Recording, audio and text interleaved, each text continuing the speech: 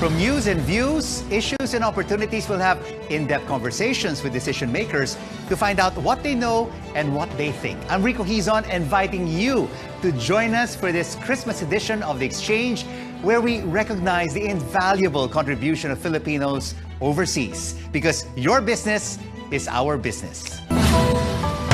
This OFW month, we pay tribute to our modern-day heroes and their sacrificial journey to give their families a better life, but at the expense of leaving them behind.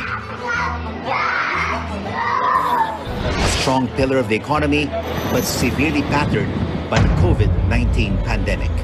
Parehas na tayo walang trabaho. Ang bigat po sa pakiramdam yung gano'n. As the global recession forces millions of Filipinos out of work, we take a closer look at options for our hurting heroes. Despite the hardship, Filipinos overseas keep on sending money to their families back home. How is the first state-run digital-only bank in the country serving our kababayans worldwide? And inspiring stories in a year of challenges. Two former OFWs find their fortune in real estate and now empower fellow Filipinos struggling in other countries. Starting a revolution of overseas Filipino winners in our C-Suite vision.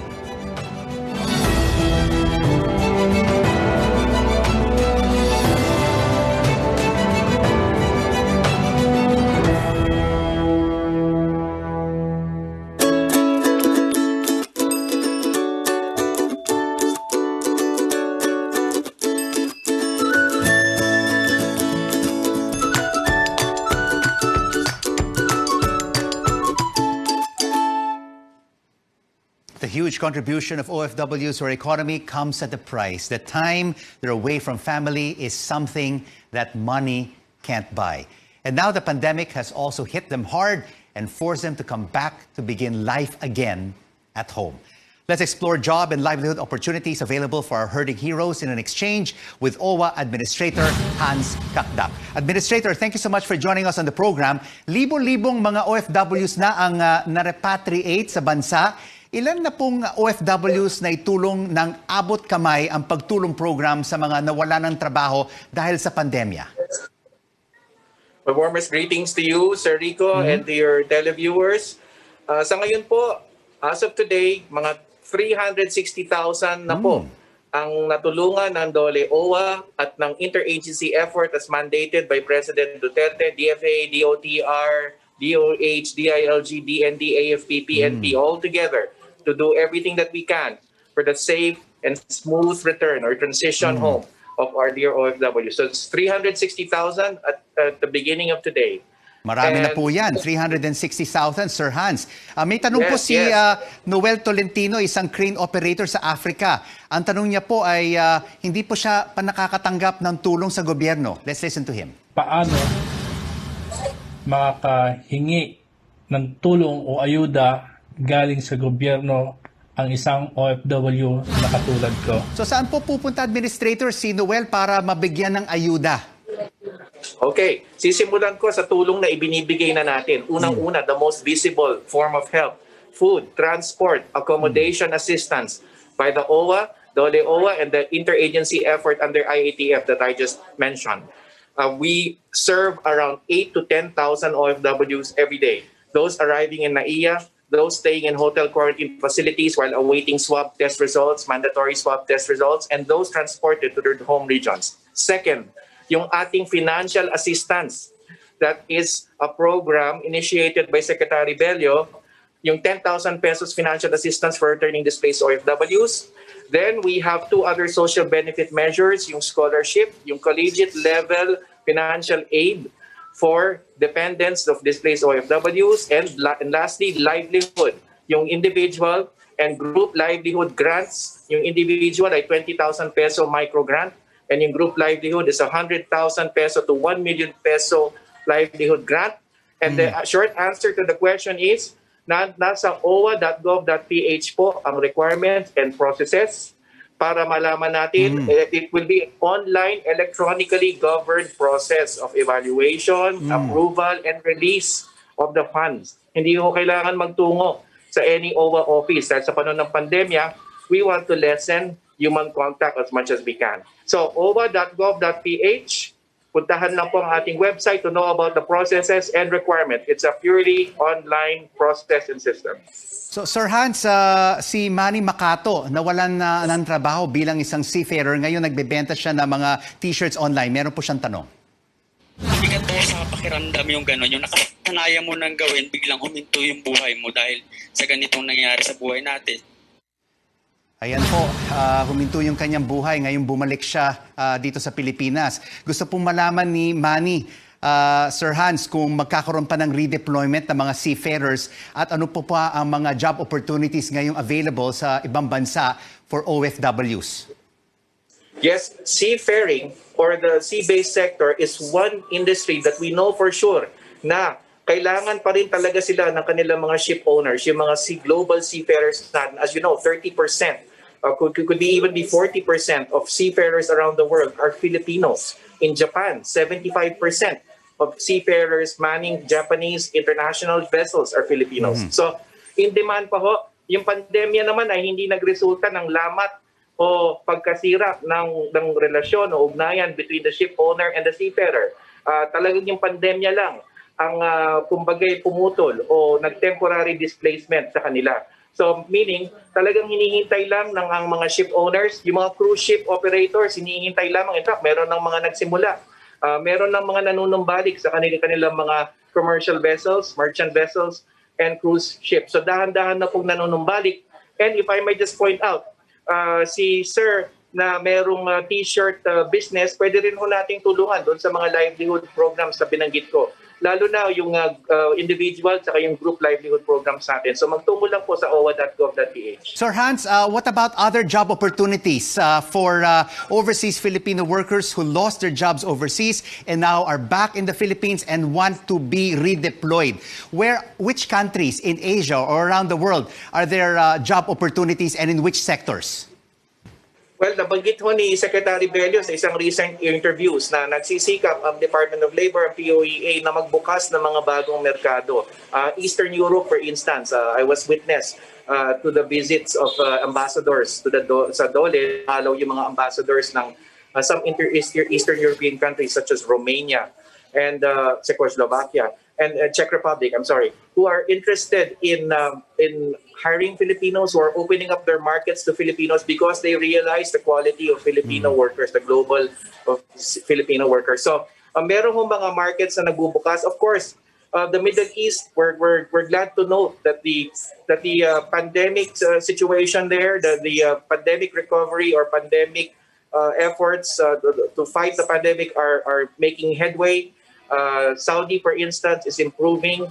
And so is UAE and Kuwait. So when that happens in the coming months, and we know that the vaccine is coming in, we know that the global labor market will open up, will improve, and that includes a very robust employment climate for our OFWs. Thank you so much for this insightful exchange for job opportunities for OFWs, OWA Administrator Hans Kakdak. And now here's a rundown of the week's top business stories. The World Bank expects the Philippine economy to grow by 5.9% next year and 6% in 2022, following a recession this year. A House committee has approved a bill seeking a 25% discount on the personal income tax of frontliners. And Meralco has cut its power rates this month just in time for the holidays. And straight ahead, find out how this bank without a physical branch is serving our kababayans around the world. And what are the most popular Google searches in 2020? Keep it right here on CNN Philippines. News you can trust.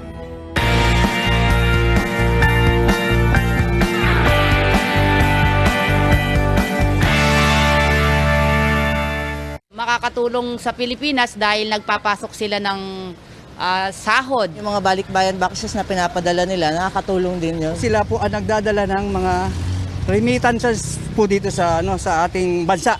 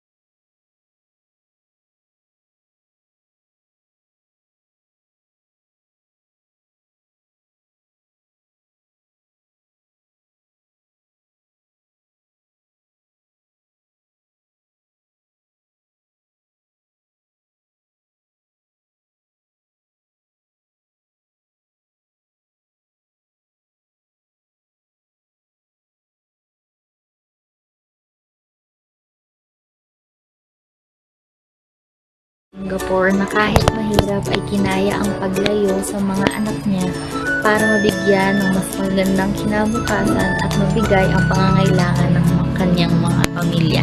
Thank you for all your sacrifice and all your hard work. We love you so much. Thank you is not enough para i-describe ko pa para namin na-appreciate lahat ng mga effort na ginagawa niyo sa pamilya.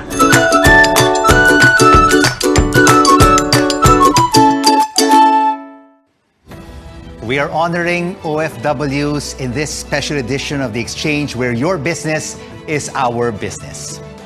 A Filipino nurse administered the first COVID-19 vaccine in the United Kingdom. May Parsons gave 90-year-old Margaret Keenan the Pfizer-BioNTech vaccine, which the UK had approved for emergency use. Well, money sent home by OFWs help keep the economy afloat. Amid this COVID-19 crisis, many are still finding a way to support their families this holiday season. With everything going digital, one way to send these dollars is through online channels. Let's now have an exchange with Overseas Filipino Bank President Laila Martin. Ms. Martin, maraming salamat po for joining us on the program. Ano po ang mga benefits para sa ating mga OFWs kung magbubukas sila ng online account sa OF Bank? Yes, Rico. Ang OF Bank po ay pinadali at pinabilis na po ang pagkakaroon ng isang savings account para sa ating mga kababayan.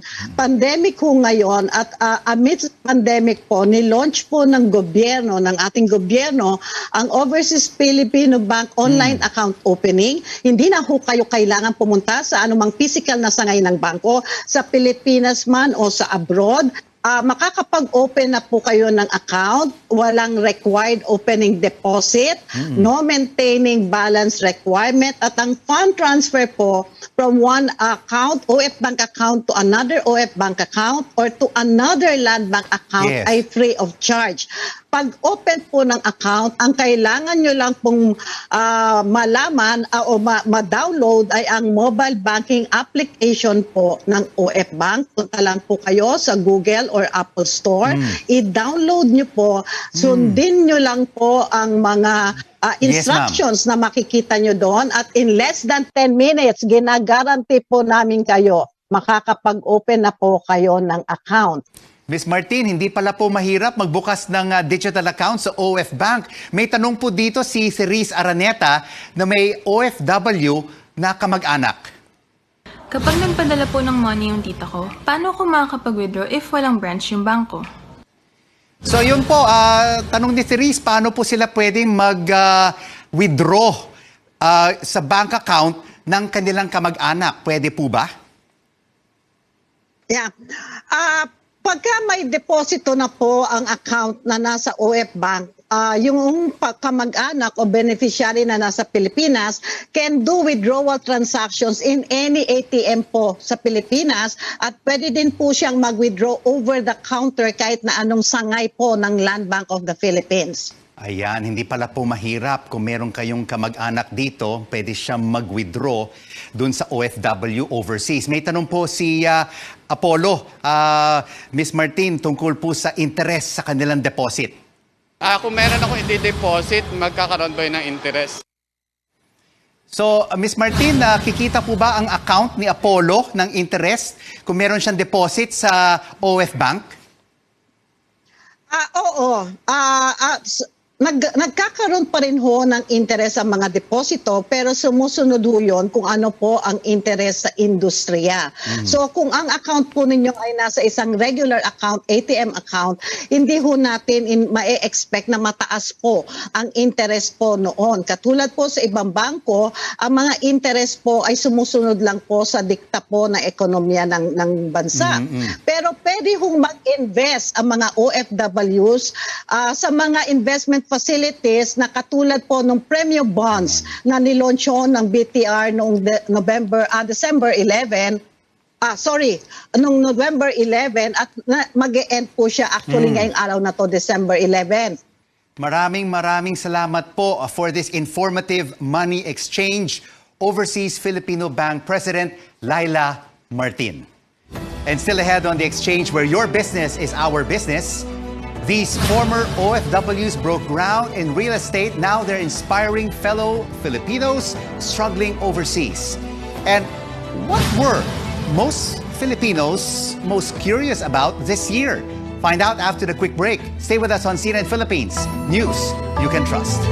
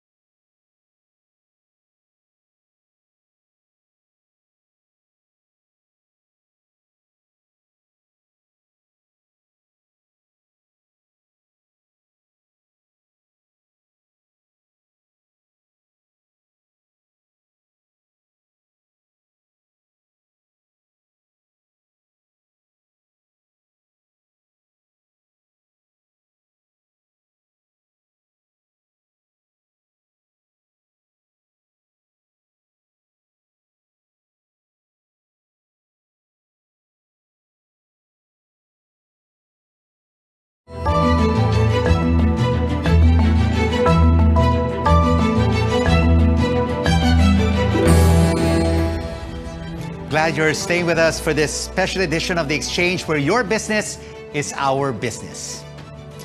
A Merry Christmas for Apple fans. The new AirPods are here. The new Max model comes with noise cancellation and the transparency mode, which allows users to hear part of their surroundings. And yes, it can activate Siri as well.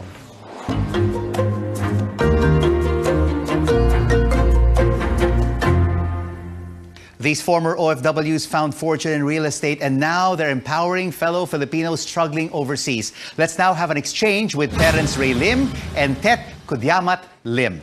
Maraming salamat to both of you. Terence, Tet, Kahanga-hanga ang mga istorya ninyo, mga OFW sa Milan, Italy, naglilinis ng bahay at bodegero. Ngayon, successful entrepreneurs. Terence, let's start off with you.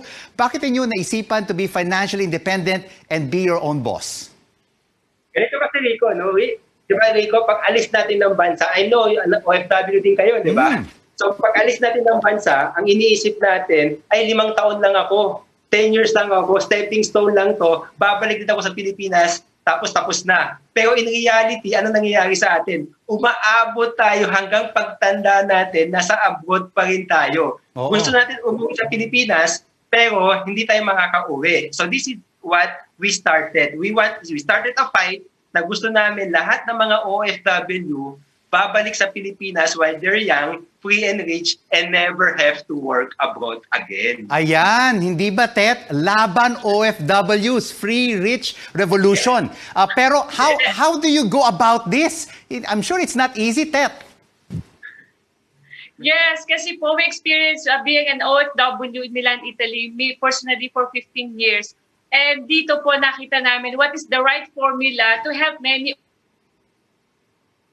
here with freedom and with enough money to survive staying in the Philippines and retirement. So we teach them a lot of trainings. We share what we have experienced in life. So we give free seminars. We have 3 M's, which is the teaching them the milestone, educating them, and then which is them how to do the missions, helping the poor Filipinos. And then number 3, the most important to change their life is how to earn millions through our freedom business. Ayan. Nako, maraming kayong natuturuan mga overseas Filipino workers at mga Pinoy dito sa Pilipinas. Terence, marami sa ating mga kababayan ang balik Pilipinas kasi nawalan ng trabaho dahil sa pandemya. What is your advice for them kung gusto nilang magtayo ng negosyo? Ganito kasi, no? Parang ang sagot ko sa dito, Rico, is it depends. Oo. It depends kasi wala namang cookie cutter, wala namang one size fits all. So ang unang tanong ko sa kanila, if eto bang pagnenegosyo nyo, is this your first time? And karamihan, ang sagot sa akin is 90% of the time is ito yung first time nila. So pag nagnegosyo ka, and normally if you go into a traditional business, no, ang business na magpo-poultry ka, magpipiggery ka, grocery store ka, it takes a lot of capital. And it takes a lot of experience. So pag sinama-sama mo yung malaking capital, malaking experience, sa first time na magnenegosyo, ano kaya yung resulta?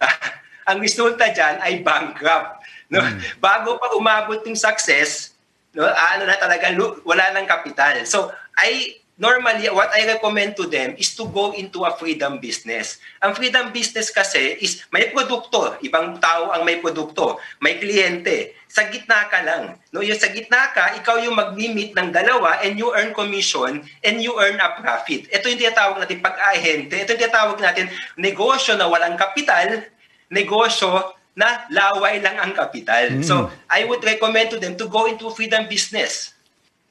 Terence and Tet, you are an inspiration to all overseas Filipino workers here and abroad. Maraming salamat sa inyo for this inspiring exchange. Terence Ray Lim and Tet Kudyamat Lim. Well, Google has revealed the top trends in the Philippines this year, and COVID-19 isn't number 1. Filipinos searched US election 2020 the most, and this was followed by NBA score. Coronavirus ranked 3rd, then DepEd Commons and Taal Volcano. However, the virus topped searches worldwide. And this is The Exchange. We make sense of the facts and the figures and the ups and downs of the business cycle because your business is our business. I'm Rico Hizon. Merry Christmas, everyone, and happy holidays as we continue to honor our kababayans around the world for their hard work and sacrifices. They are our modern-day heroes. This is CNN Philippines. News you can use, news you can trust.